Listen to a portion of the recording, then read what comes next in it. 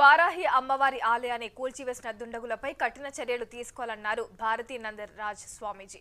అమ్మవారి ఆలయాన్ని పునర్నిర్మించాలని కోరుతూ ఏపీ బీజేపీ రాష్ట్ర కార్యాలయంలో ఎమ్మెల్యే రామకృష్ణారెడ్డికి వినతి పత్రం అందించారు.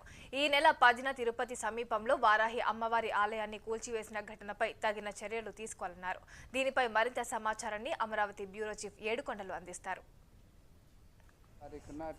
తిరుపతి సమీపంలో ఉన్నటువంటి వారాహి ఆలయాన్ని కూల్చివేసినటువంటి ఘటనలో ఇప్పటివరకు కూడా సరైనటువంటి న్యాయం జరగకపోవడంతో ఈరోజు ఏదైతే భారతీ నంద మహారాజు స్వామీజీ ఇక్కడికి బీజేపీ కార్యాలయానికి వచ్చారు.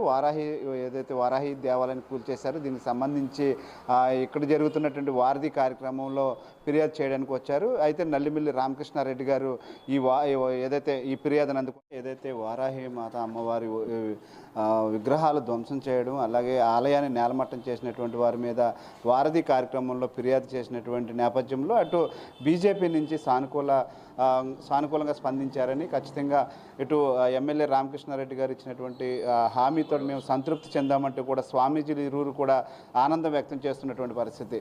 కెమెరా పర్సన్ మహేష్తో ఏడుకొండలు, CVR న్యూస్, విజయవాడ.